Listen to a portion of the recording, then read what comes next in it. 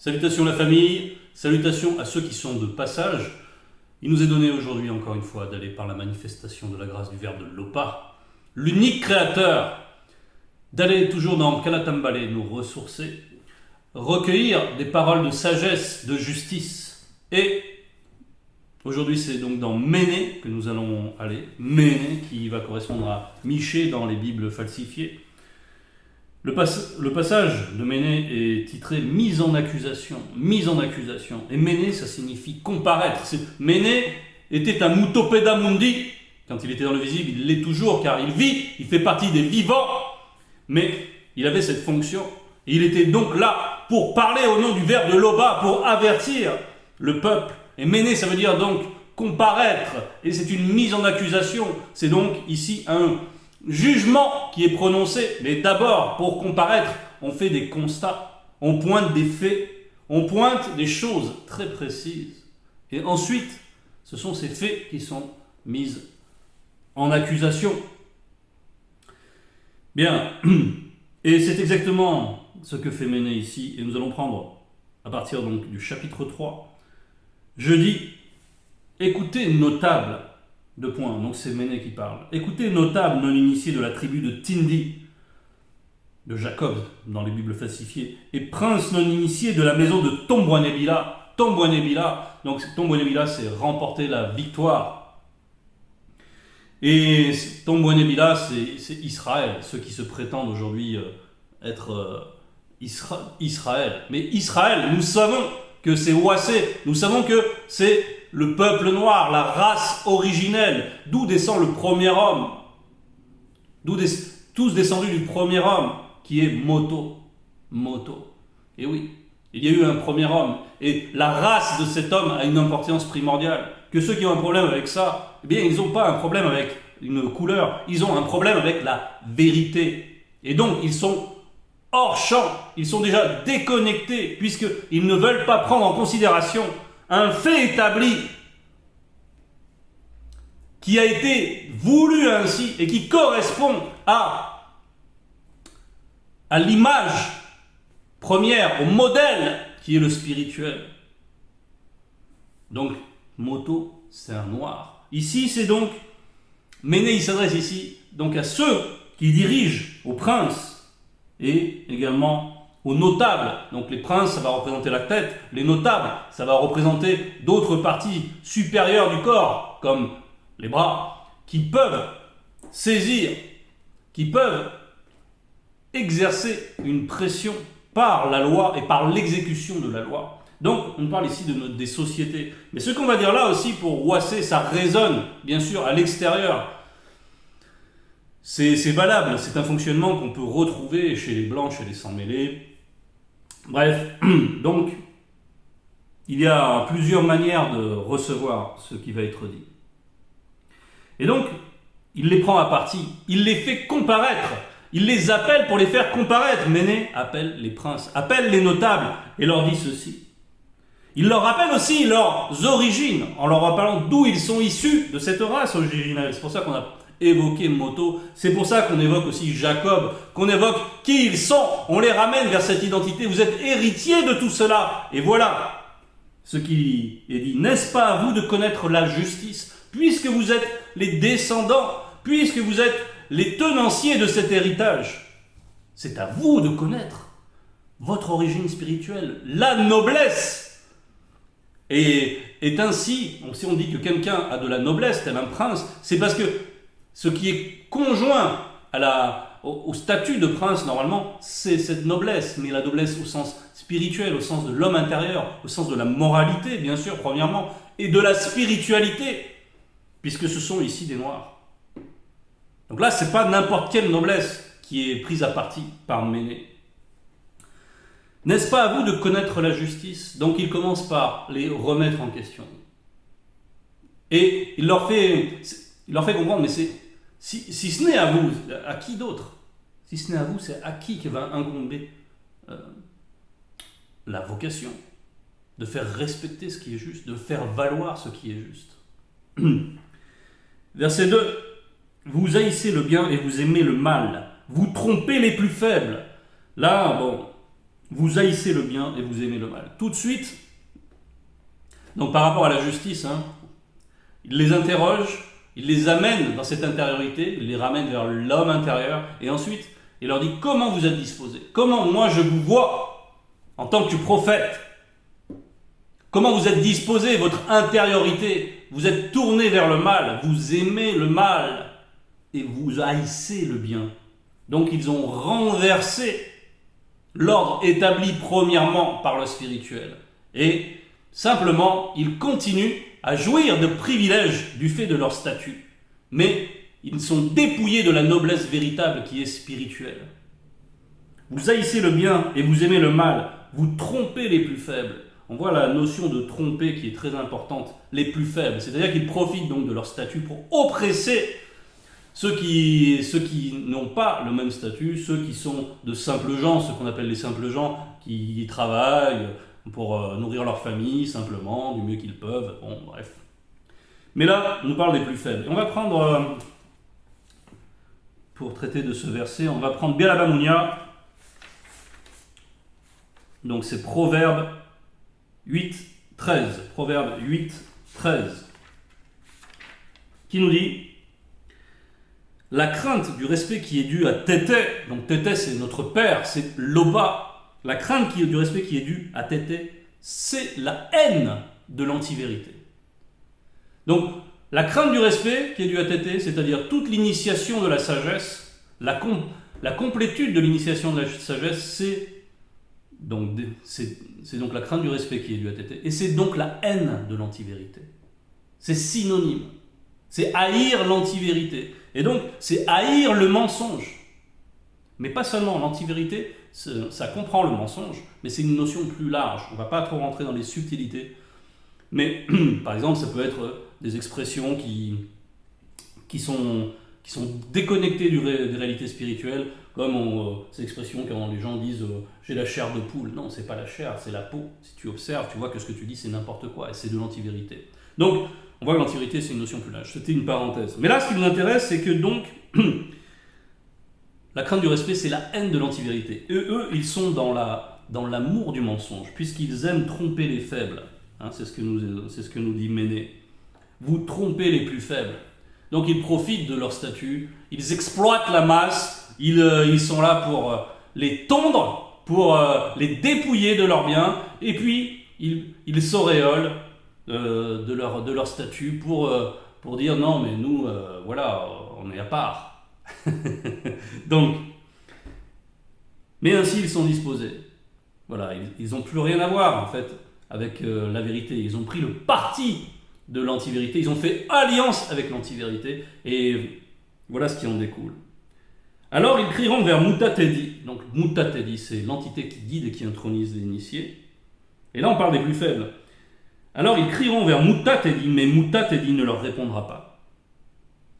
Il leur cachera sa face en ce temps-là. En ce temps-là, donc il n'y aura pas de compassion du spirituel, parce qu'ils ont fait des mauvaises actions. Et on voit que ce qui a contaminé la tête, bien sûr, se répercute dans l'ensemble du corps. C'est-à-dire que les mauvaises actions, la mauvaise disposition des princes, les princes qui n'ont pas l'intelligence spirituelle, qui pour eux ont fusionné avec la ruse, qui vraiment, pour eux l'intelligence c'est savoir duper justement, c'est savoir tromper, c'est abuser les gens, les escroquer. Ça c'est l'intelligence, ils voient en cela un raffinement que les pauvres gens n'ont pas, et que en fait ils s'enorgueillissent de cette capacité de tromper les gens, et pour eux c'est ce qui fait leur valeur. C'est aussi ce qui fait leur jouissance. Ils aiment arriver à tromper les gens. Ils ont vraiment une jouissance à cela. Parce que ça les fait se sentir intelligents, justement. Mais on est déconnecté de l'intelligence spirituelle lorsqu'on est ainsi. On est perdu. On a le cœur rempli de ruses. Et donc, on voit que ici, ces agissements de ceux qui dirigent ont impacté également les petites gens.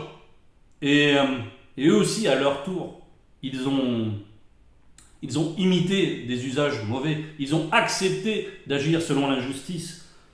Ce procédé, Moulangwedi l'évoque. Donc Moulangwedi, c'est Mommon. c'est Salomon dans les Bibles falsifiées, Moulin 8.11, parce qu'une sentence contre les mauvaises actions ne s'exécute pas promptement, le cœur des hommes se remplit en eux du désir de faire le mal. Donc on voit que lorsque les gens ils observent les actions, les mauvaises actions des hommes, comme on en voit partout en longueur de journée dans les médias, mais aussi dans les rues de chez nous, et ça c'est valable partout, eh bien on voit que les méchants ne sont pas châtiés, que les violeurs sont relâchés, que c'est du n'importe quoi, que la justice n'est pas rendue, qu'il y a de la corruption à tous les étages, eh bien les gens, les petites gens finissent par se dire mais moi pourquoi je devrais être vertueux, pourquoi je devrais travailler très durement pour à peine gagner ma vie, et tout ça pourquoi je devrais être vertueux puisque toute la société fonctionne comme ça. Et donc ces gens finissent par accepter l'injustice et ils trichent à leur petit niveau, ils volent à leur petit niveau, ils commettent des méfaits, ils mentent à leur prochain, ils commencent à devenir eux-mêmes emplis de cette même ruse qui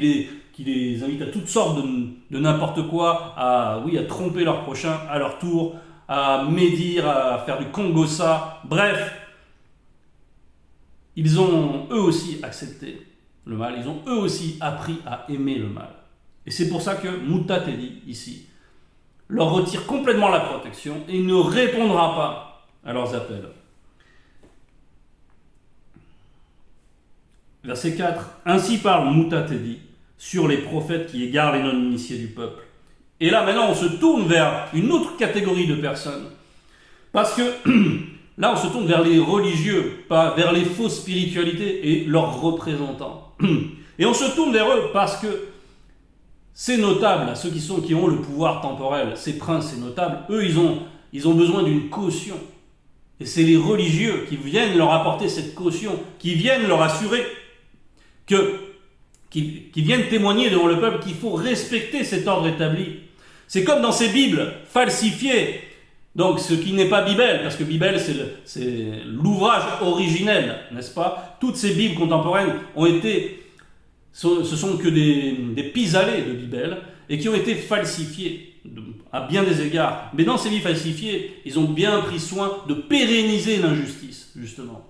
Et qu'est-ce qui est demandé? C'est Paul de Tarse qui recommande de respecter les autorités et qui dit que toutes les autorités établies l'ont été par leur créateur, ceux qu'ils prétendent être leur créateur, leur Jéhovah. Et que donc il faut respecter les autorités établies. Eh bien c'est pour ça qu'ici Mutateli pointe cette fonction religieuse, parce que ces religieux, eux, disent qu'il faut respecter toutes ces personnes qui sont mal intentionnées, qui ne font qu'exploiter les gens, qui enseignent du n'importe quoi, qui promeuvent des lois de n'importe quoi, et on voit que ça gagne même encore au AC, le mariage homme avec homme, femme avec femme, enfin le n'importe quoi. On voit même que chez les blancs, dans certains pays, il y a même la zoophilie qui est tolérée, qui est acceptée comme légale, donc vraiment de l'abomination. Ils agissent comme leurs aïeux, qui sont les anges déchus. Et ils essaient maintenant d'amener tout cela dans Wassé. Et il faut se réveiller. Ce n'est pas acceptable. Donc, il faut se rappeler, toi, peuple noir, de la dignité à laquelle tu es. Mais tu es trompé par ces religieux-là, qui viennent te dire qu'il faut respecter toutes ces mauvaises lois, etc. Alors bien sûr, il y a un sursaut, parce qu'il y a quand même la loi naturelle qui est inscrite, il y a la loi morale, et même la loi spirituelle dans l'homme noir, donc il y a un sursaut, il y a des débordements, des endroits où on ne veut absolument pas entendre parler de ces lois immorales.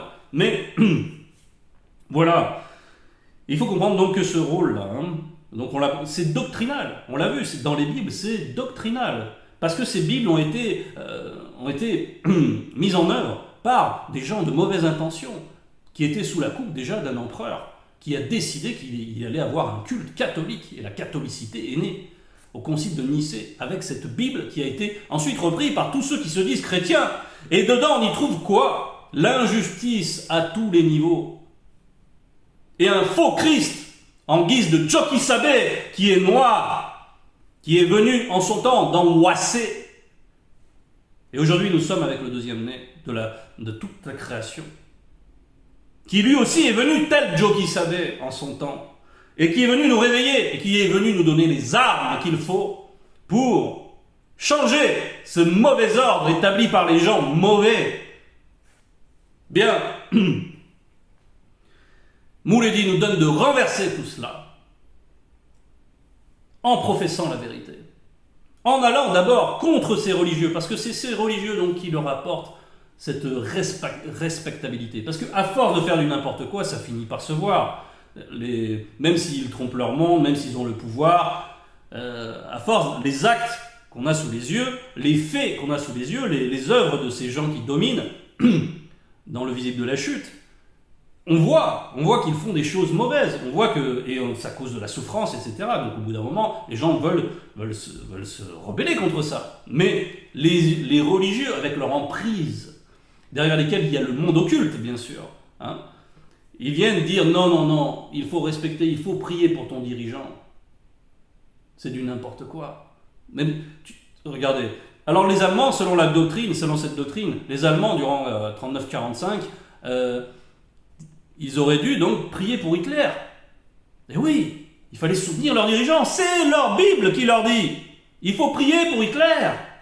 Allez les chrétiens, on va prier pour Hitler. Hein? C'est la Bible. C'est votre folie. Vous êtes plongé dans la confusion à cause de cela. Vous n'avez plus aucune idée de ce qui est juste. Vous êtes dans cet état, premièrement à cause de ces doctrines. Sinon vous ne le tolériez pas à ce point. On a vu donc qu'ils sont déjà plongés dans les ténèbres, ces religieux. Verset 5. À cause de cela, vous aurez la nuit et plus de vision. Vous aurez les ténèbres et plus d'oracles. Le jour s'obscurcira sur eux. Donc déjà, ils sont dans le n'importe quoi, mais là, on les coupe de toute possibilité de s'en extraire par une véritable vision. Toutes les visions des pseudo-chrétiens dont ils se gargarisent, ils aiment raconter leurs songes, etc. Tout ça, c'est inspiré par les démons religieux qui les fait errer encore plus dans leur délire, qui leur font parler des langues de démons. Ils sont là, ils pensent qu'ils parlent comme des anges. Mais vous êtes complètement égarés. Mais complètement. Et vous continuez parce que ça vous donne un semblant d'espoir. Mais ça va s'arrêter tout ça. Ça va s'arrêter. Les voyants seront confus, les devins auront honte. Tous se couvriront la barbe car Moutatedi ne répondra pas. Donc on voit qu'ici, tous ceux qui occupent ces fonctions d'évêques, peu importe les titres qu'ils se donnent, de prophètes, etc., qui viennent prophétiser auprès des dirigeants, des princes, des rois, de ceux qui sont établis, et qui les mettent, et qui les auréolent par là même, et qui viennent leur dire, voilà, il faut aller faire la guerre ici, il faudra aller faire ça, ton projet il est approuvé. En fait, ils sont dans la honte parce que tout ce qu'ils vont prophétiser, ça ne s'accomplira pas. Ça ne s'accomplira pas. Parce que c'est du mensonge. Ils sont livrés à l'anti-vérité. Ils sont livrés à leurs propres œuvres. La protection leur est retirée. Ils sont complètement livrés au monde occulte, qui joue avec eux, les démons et les anges déchus, qui jouent avec eux. Voilà, c'est l'état des choses. Il n'y a plus de protection, c'est assez terrible à vivre. Mais ceci, on l'a dit, c'est pour un temps, parce que là, c'est le peuple noir. Mais moi, je suis rempli de force, de Moudi Moussangui, Saint-Esprit de l'Oba. Je suis rempli de justice et de vigueur pour faire connaître aux non-initiés issus de la tribu de Tindi le crime et leurs œuvres, et à ceux de Tombouenébila leurs péchés. Donc qu'est-ce qu'il dit ici, Méné? Il dit, je suis rempli de puissance spirituelle du Moudi Moussangui, et j'ai une mission.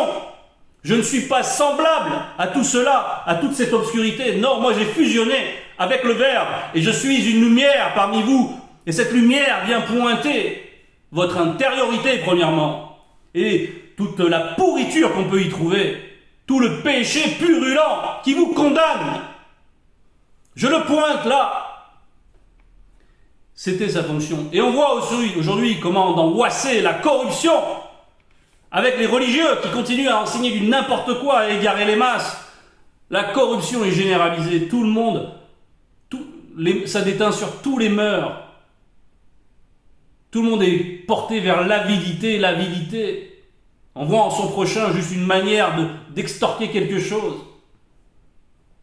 Par le mensonge, par la duperie. Verset 8. Écoutez donc ceci, notables non initiés de la maison de Tindi et princes non initiés de la maison de Tombouenébila. Là encore, il leur rappelle de qui ils viennent et donc de qui ils devraient être. Vous qui avez en horreur la justice et qui pervertissez tout ce qui est droit. Voilà. Voilà quel est leur règne. C'est le règne de la perversion. Et ceci trouve, quand la perversion atteint un certain seuil, il y a un seuil, tout est compté, tout est pesé dans la balance spirituelle. Quand ce seuil est atteint, arrive le jugement. Et donc, vous qui avez en horreur la justice, c'est à ce point, hein. C'est-à-dire qu'ils vont s'entourer que des gens qui mentent. Quand tous les conseillers sont des menteurs, c'est que le prince l'est aussi. Donc, ils vont s'entourer que de gens disposés comme eux, et pour continuer leur mauvaise œuvre, et à se gargariser, et à jouir des choses matérielles. Vous qui avez en horreur la justice et qui perversitez tout ce qui est droit. Il faut se rappeler tout ça, c'est toute cette hypocrisie ambiante. On nous fait ces gens-là se posent en pontife, ils nous font la morale toute la journée, via les médias, etc. Tout le temps, ils essayent de nous culpabiliser sur l'écologie, et voilà, il faut faire très attention. Et puis, parallèlement, ils prennent des lois avec des industriels, ils font des lois pour contaminer la nourriture, contaminer les médicaments, pour nous rendre malades avec tout ce qu'ils produisent. Et ils pervertissent, ils prennent du gaz de schiste, et puis ils nous font de la morale sur, attention, l'empreinte carbone, ils achètent du gaz de schiste n'importe où. Ils font exactement le contraire de ce qu'ils préconisent tout le temps. Et pour ça, ils s'auréolent toujours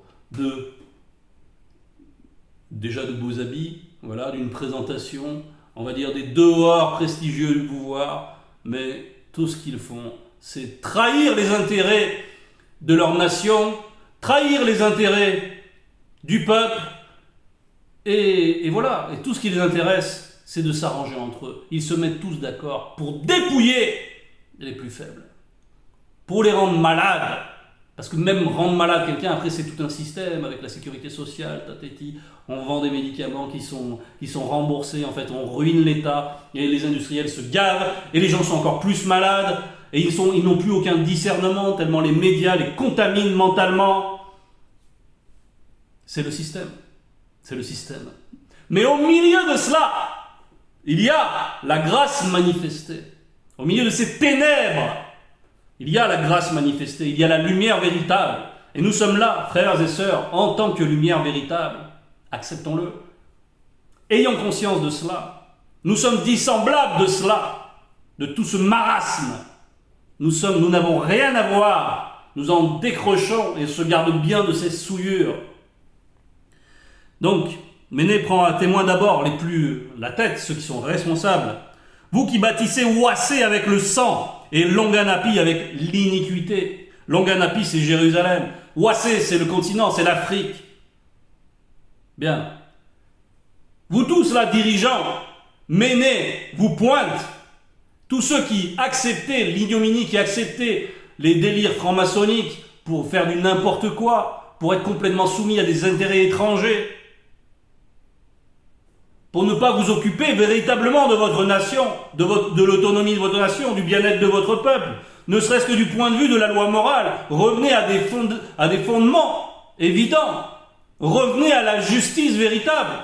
Faites quelque chose, véritablement, marquez le monde, marquez votre pays de votre règne, un règne de bienfaisance, et acceptez la vérité, car le deuxième né de la création est là. Faites un avec lui, vous avez le pouvoir temporel, mais il peut vous être retiré à n'importe quel moment. Car le grand ordre des choses est bien au-delà des machinations du monde occulte, de tout ça. Il faut apprendre à craindre plutôt cela. C'est hiérarchiquement plus valable. Bref. Ces notables non initiés jugent pour des présents. Donc on voit qu'ici il y a la corruption. Les notables, c'est les juges, tous ceux qui... Ça peut être des officiers, dans la gendarmerie, etc. Tout le monde est corruptible, un petit présent, et hop, je fais quelque chose d'abominable.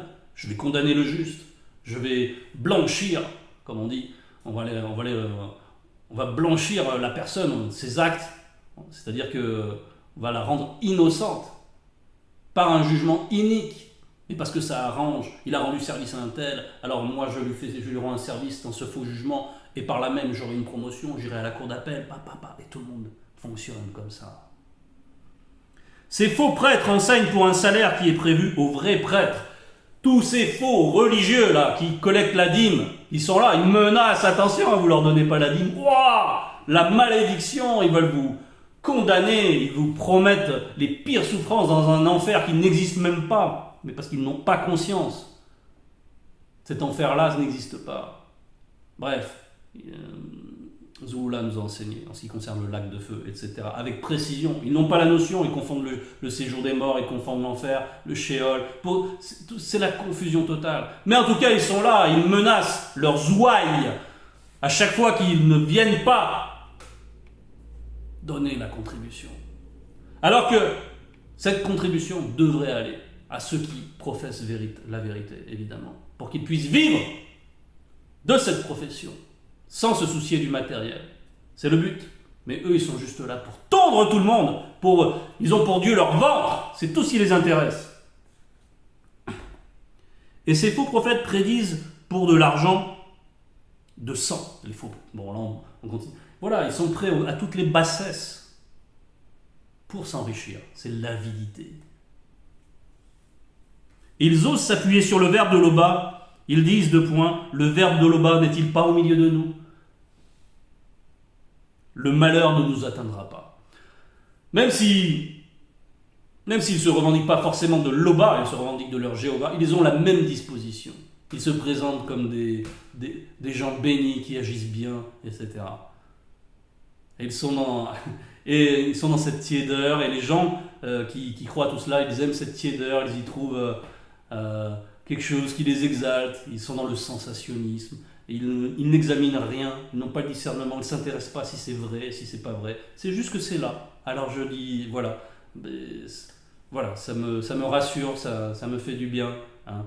Disons, ils ont ces impressions, ils ont ces sensations, ils sont dans le sensationnisme, ils sont dans le mensonge, ils sont trompés. Et eux-mêmes ensuite, ils sont contaminés et deviennent comme eux, comme ceux qui les enseignent évidemment, puisque c'est une mauvaise semence et ça les transforme. Et ils deviennent ensuite, à leur tour, encore plus mauvais que lorsqu'ils n'étaient pas dans ces mouvements. Et donc on voit qu'ils ont cette audace de se revendiquer du spirituel, de se revendiquer de la justice divine. Quelle est la fin de ces choses?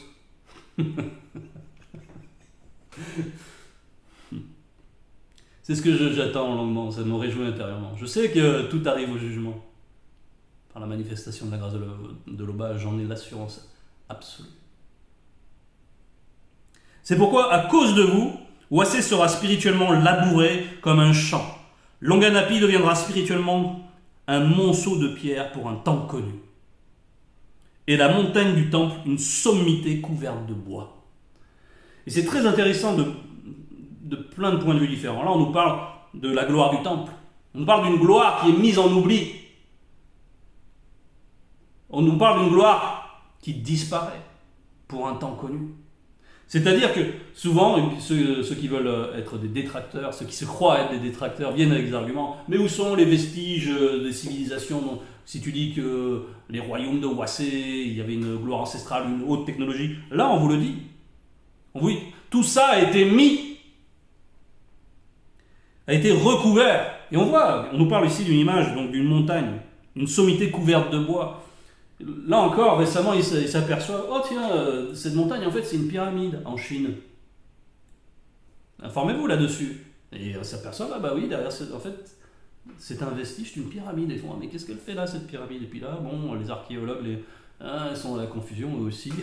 Parce que par rapport à l'histoire établie, c'est-à-dire enseignée par ces pouvoirs publics, C'est l'histoire, tu dois la manger, tu dois la prendre, tu dois l'accepter, c'est comme ça. Si tu ne l'acceptes pas, alors bon, tu es un conspirationniste. C'est toujours un peu ce chantage, hein, ce chantage intellectuel constamment. Et si tu es conspirationniste, tu vas être marginalisé. Et si tu es marginalisé, tu ne pourras pas faire carrière dans ton domaine, et tatati, et tatata.